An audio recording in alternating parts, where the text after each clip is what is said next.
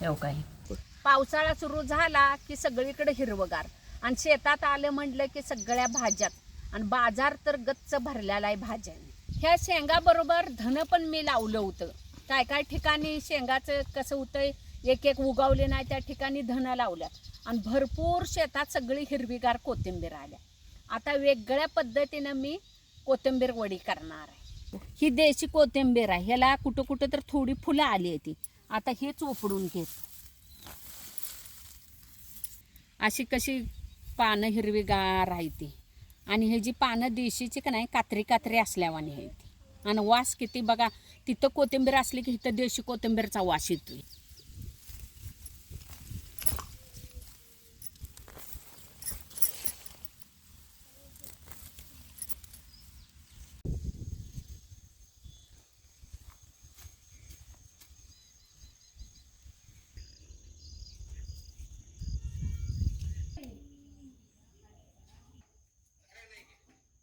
ताजी ताजी रानातनं कोथिंबीर आणल्या. पटकन आता वड्या करून घेऊया. देशी कोथिंबीरला कसं पानं कमी असतात आणि बारीक अशी पानं असतात, तरी पण त्यातनं निवडून त्याच्या वड्या चांगल्या होतात. आणि बघा बंदरीपेक्षा का नाही देशी कोथिंबीरला वास लई असतो आणि खायला पण चवीला चांगली लागते. अशी ही जी पानं बारीक काढून का नाही ही अशी मी बारीक पानं तोडल्यात बघ कोथिंबीरची. कोथिंबीरच्या जरा असं कठीण काड्या असतात त्यामुळे वड्या खाताना का नाही कचकच लागते. म्हणून का नाही काड्या घ्यायच्या नाही, फक्त पानाचीच वड्या करायच्या. वड्या करायच्या अगोदर का नाही कोथिंबीर धुवून घ्यायची आणि थोडीशी अशी पसरून सुकट ठेवायची म्हणजे पाणी पूर्ण निचरा होऊन जातो. नाहीतर नंतर काय होतंय आपण निवडतोय आणि धुतलं का नाही असा परत चिरताना असा त्याचा काला होतो. नसलं तर संध्याकाळी अशी कोथिंबीर धुवायची आणि सुती कापडावर पसरवून ठेवायची, तरी पण सकाळपर्यंत पाणी निचरा होतोय त्याचा. आता वडीसाठी एक 5-7 मी हिरव्या मिरच्या घेतल्यात, 1 चमचा जिरं धन आणि 1 गड्डा लसणा सोलला. जर तुम्हाला असं झणझणीत पाहिजे असलं तरी पण तुम्ही जास्त मिरच्या घेतल्या तरी चालतंय, नाहीतर प्रमाणात. कोथिंबीर वडी असू दे, आळू वडी असू दे किंवा कुठली पण आपण वडी करताना का नाही लाल तिखट वापरायचं नाही. हिरव्या मिरचीचा खरडा केलेला असतो का ना घरात ते वापरायचा, म्हणजे त्याची चव दुप्पट वाढते.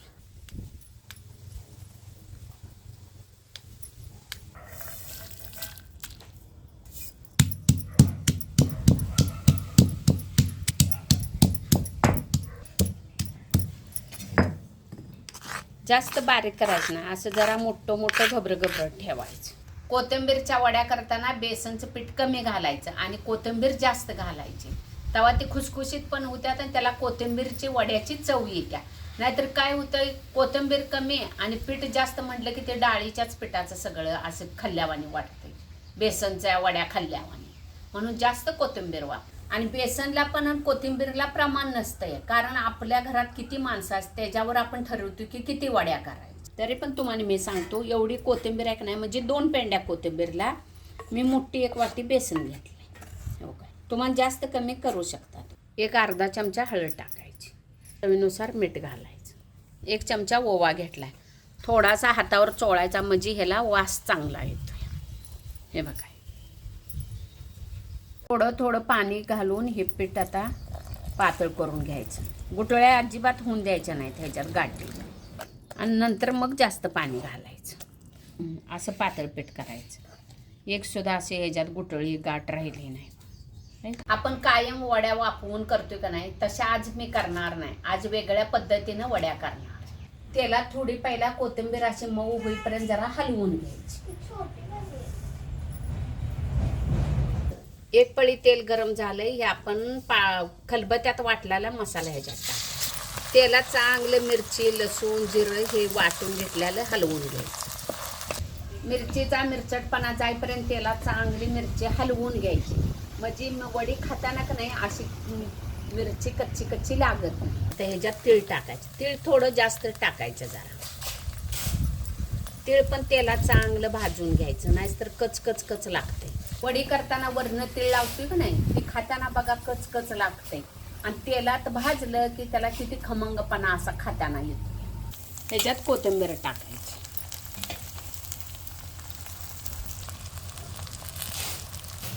आता कोथिंबीर मऊ पडेपर्यंत तेलात चांगली हलवून घ्यायची. 3-4 मिनिटात का नाही कोथिंबीर मऊ पडते. थोडीशी अर्धवट शिजतात पण कोथिंबीर तेलात व्यवस्थित कशी खाली बसल्या बघा. पिठात भिजवलेली हे ह्यात ओतायचं, थोडं थोडं करून ओतायचं.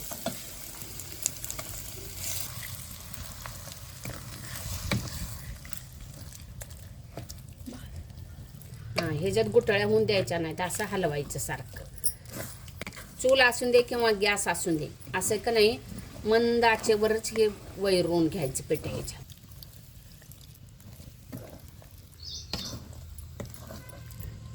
जसं पीठ शिजत येईल का नाही तसा असा ह्याचा गोळा येतो. या गोळा होऊन येते पीठ. जास्त असं मंद आचेवरच हे करायचं, जास्त जाळ लावायचा नाही. एकसारखं हलवायचं, नाहीतर काय होतंय खाली लागतं.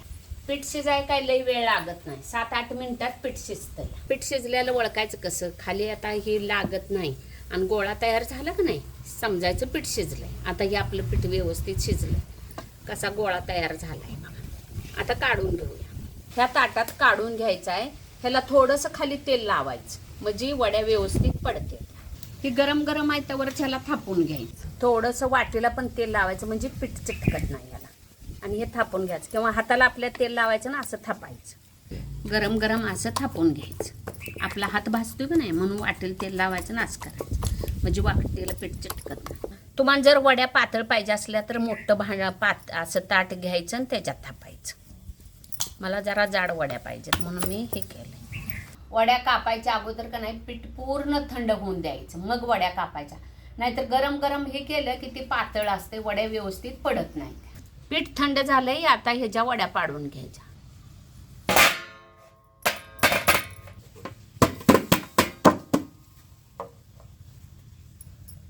व्यवस्थित कसं झालंय बघा. आता जाड नाही जास्त काय नाही. आता वड्या पाडून घ्यायच्या.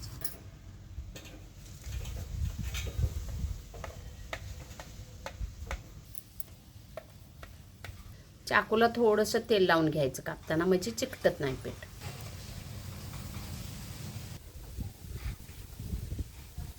अशी जाडसर वडी केली का नाही खुसखुशीत लागते. हे बघा, अशा वड्या सगळ्या पाडून घ्यायच्या.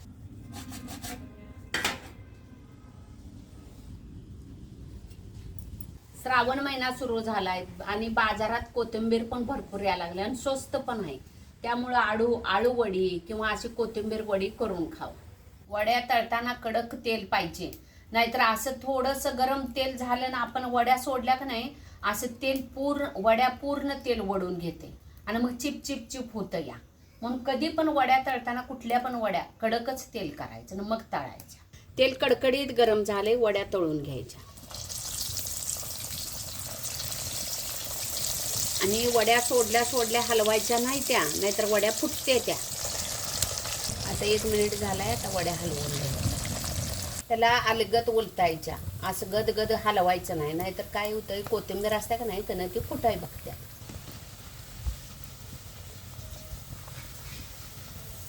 अशा कलरवर सगळ्या वड्या तळून घ्यायच्या, अशा खरपूस भाजून घ्यायच्या. राहिलेल्या वड्या सगळ्या तळून घ्यायच्या. प्रत्येक वेळेला तेल गरमच पाहिजे, नाहीतर आत्ता गरम केलंय परत कशाला असं म्हणायचं नाही. अशा सगळ्या वड्या तळून घ्यायच्या. हे बघा, अशा कलरवर घ्यायच्या आणि जाड ठेवायच्या म्हणजे आतपर्यंत खुसखुशीत होत्या. हो काय, आतपर्यंत शिजल्यात पण व्यवस्थित तळल्या त्या.